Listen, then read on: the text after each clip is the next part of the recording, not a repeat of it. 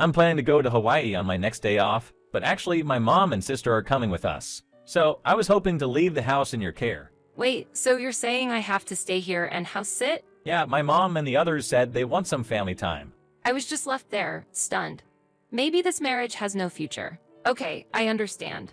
But are you really sure about this? My name is Sarah, and I'm a 32-year-old.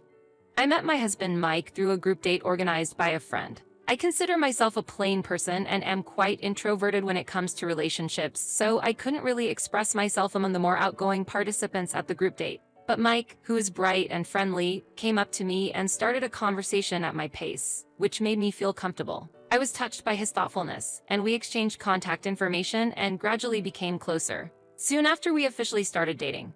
A year and a half later, he proposed to me, and I was on top of the world. I had been feeling a bit of pressure because I was over 30, and I was truly grateful that he proposed to me. Without any hesitation, I decided to marry him. However, there's something about the first time I went to greet his family after we decided to get married that still bothers me to this day. His mother and sister live in his parents' house, and I heard that his father passed away a few years ago. His sister is around my age and had moved back home after getting divorced. When I visited, his mother and sister welcomed me with open arms and big smiles. His mother warmly said, "We've been waiting for this reunion for so long. Come in, don't be shy." Despite it being my first visit, I felt at ease in the warm atmosphere of their family. Sarah, that outfit looks absolutely lovely on you. You're working, aren't you? Women who thrive in society are commendable. Those encouraging words from both of them made me very happy. But suddenly my sister-in-law asked, Sarah, how much do you make a year? Huh? Well, I couldn't hide my bewilderment at the sudden question. We're family now, so it shouldn't be a problem to ask, right? Sarah works for a major corporation and has a pretty good salary. To be honest, I've recently changed jobs and my income has decreased. I think Sarah's annual income is probably about twice as much as mine.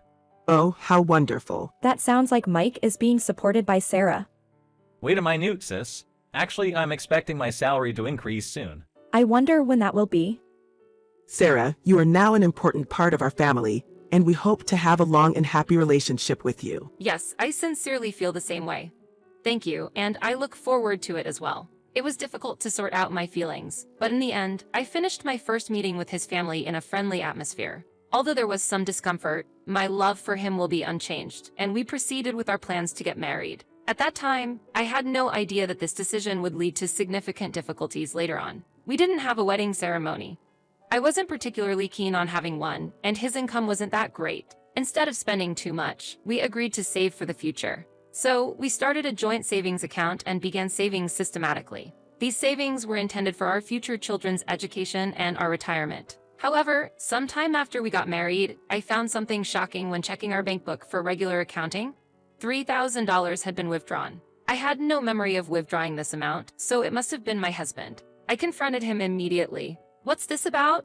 Why did you withdraw such a large amount without asking? Confused, he struggled to find words and started speaking uneasily after a moment. Actually, do you remember me telling you about my sister's divorce and her return to our parents' home? He hesitated, his face showing he was reluctant to continue. I listened carefully. The divorce happened because my sister had an affair. I exclaimed in shock. What? I was taken aback and stared at him intently. She's been demanded to pay alimony and is still paying. There's still quite a bit left. Stunned, I was filled with frustration. Why hadn't he told me this important detail before we got married? So, how much is left to pay? He hesitated, then answered, Well, I think it's about $10,000. My sister only has a low-wage part-time job, and my mother only has her pension. They can hardly pay it back. That's why I wanted to help, so I... His voice trailed off. I sighed deeply. My feelings were mixed, surprise and confusion about his sister's debt, his unilateral withdrawal from our account, yet understanding that his family's difficulties were now ours. I made a firm decision. Let's agree to support your sister to the extent we can afford each month. His eyes lit up. Are you really okay with that? Thank you, Sarah.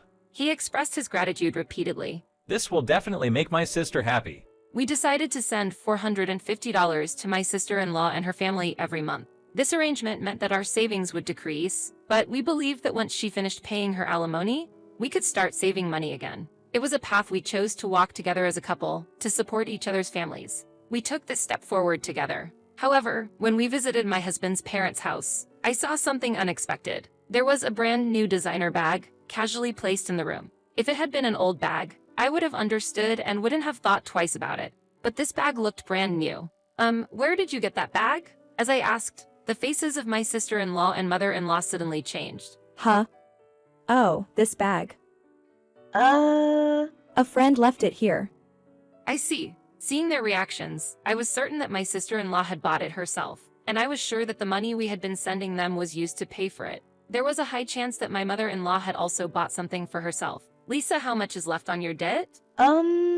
Well, I think it's around $9,000. Didn't you say it was $9,000 the last time I asked? My sister-in-law suddenly looked confused. It's been about half a year since then, so I would think you've paid back around $2,700. That should leave about $6,300, right? Oh, yeah, something like that. Her answer was filled with unease. This was definitely suspicious. I hesitated, but I knew I had to ask the necessary question. Could you please confirm whether the money we're sending is actually being used to repay the debt? Huh? What are you talking about? What does it matter? I'm using it to repay the debt properly. Her momentary loss of composure said it all, but doubts lingered in my mind. But looking around the house, it seems like there are more new furniture and appliances than before. My gaze shifted to a toaster at the edge of the kitchen. Isn't this the latest model toaster? At that moment, my mother-in-law's expression changed completely. It was more than a surprise. It was as if she had realized something. Their reactions spoke louder than words. I took a deep breath, knowing I had to speak my mind clearly. If the money we're sending isn't being used to repay debts, but rather for personal satisfaction or entertainment, I must ask you to stop. My sister-in-law and mother-in-law were stunned into silence. Their silence was confirmation enough that they had been taking advantage of us. Breaking the silence, my husband, who had been quietly listening, suddenly stood up and raised his voice. Hey, what is this all about? I can't believe it. His anger after finding out what his sister and mother had been doing behind his back was completely justified. However, in the next moment, Why do you insist on making my mom and sister suffer so much? Sarah. my husband unleashed his anger on me. Huh? Why? I was completely taken aback, frozen in place. I've just been trying to make sure my mom and sister can live a better life, sending them money. What's wrong with that? Whether it's brand name products or the latest electronics, if it makes their lives richer, I don't see the issue. I stood there, dumbfounded, struggling to comprehend my husband's irrational justification. Family is something we need to cherish. He said warmly, looking at his mother and sister. Mike. His mother called his name with deep emotion. Mike, thank you so much. His sister expressed her heartfelt gratitude. Don't worry, I'll make sure to support my sister's happiness. His mother and sister were overjoyed, tears streaming down their faces as they reaffirmed their strong bond with my husband. I can't be a part of this farce anymore. I decided to distance myself from the situation. Although I used to contribute a significant amount to his family's support, I realized the folly of wasting any more time on this and decided to cut back on the amount. My husband initially seemed displeased, but I stood my ground, refusing to compromise. Eventually, I minimized my contact with his family, which allowed me to live without stress. A year passed, and our wedding anniversary was approaching. With my recent promotion at work and our improved financial situation, let's celebrate our anniversary in Hawaii this year. I was fortunate to secure a reservation at a popular resort that's usually fully booked. After months of persistent calling and waiting for a cancellation, I finally managed to book a room. The inn had a quiet and serene atmosphere, perfect for the two of us to spend some special time together. The meal featured luxurious dishes made with fresh local ingredients, adding a touch of elegance to our celebration. As we eagerly anticipated our beach getaway, my husband made an unexpected suggestion 1 month before our departure. Hey, about the Hawaii trip we talked about earlier, I was actually thinking of giving it as a present to my mom and sister. Why would you want to do that? I couldn't help but ask. Actually, when I told our parents about the trip, they were really angry, saying, "We live such a simple life, and yet you two are going on a luxurious trip just by yourselves? That's not fair." But this is a special day to celebrate our anniversary. Why should the celebration take place without us? I just can't understand. But leaving our parents behind and just going by ourselves. I absolutely won't back down on this. You know how much trouble I went through to book that hotel, right? I've been looking forward to this day for months, overwhelmed by my determined attitude. Okay. He replied, but there was still hesitation in his voice. However, a few days later, he made another surprising declaration. About the Hawaii trip, in the end, I decided to go with Mom and my sister. So, I want you to stay at home. He said coldly. Huh?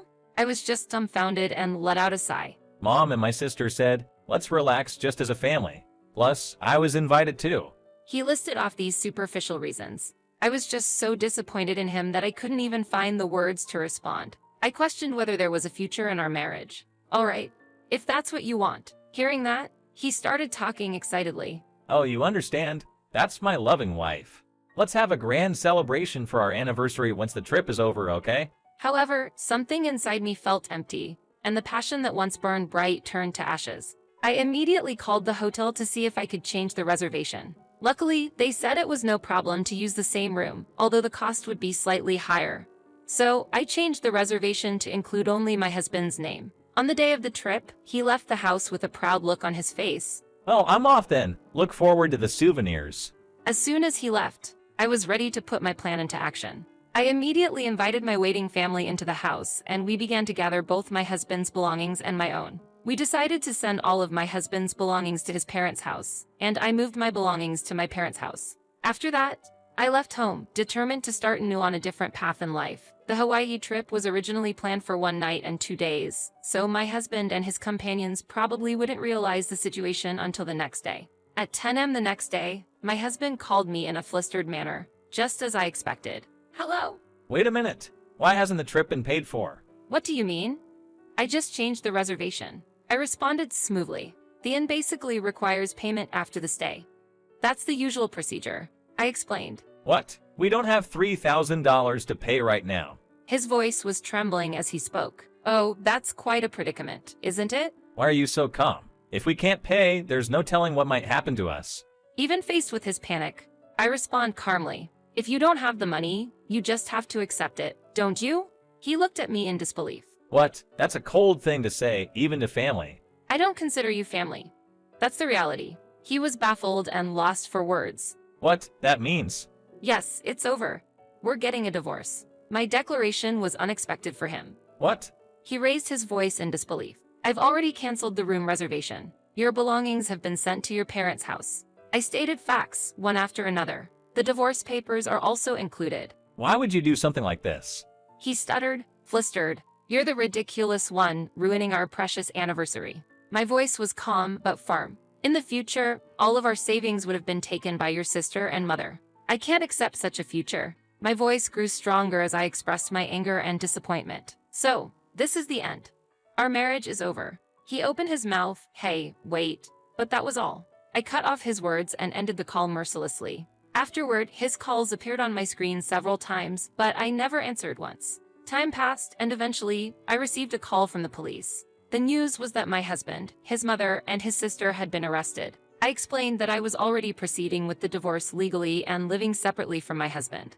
I strongly wished to avoid any further involvement with him in this situation. On the other hand, it seems my husband made desperate efforts to raise the necessary funds for his release by asking for help from friends and relatives. Ultimately, thanks to their efforts, the funds were gathered and my husband was released. Unfortunately, the fact of his arrest became known at the workplace of my husband and his sister-in-law, resulting in the loss of their jobs. After being released, with lost income and accumulated debt, my husband had to face the divorce negotiations. I had a sufficient income and savings and could easily afford legal support, but he did not have such means and had no choice but to agree to the divorce. Although he received a certain amount of money through the property division, it was clear that the money wouldn't last long for him, unemployed and obliged to live with his mother and sister. With an arrest record, finding a new job would also be a challenge. It was the result of his own choices. After all these events, I've started anew.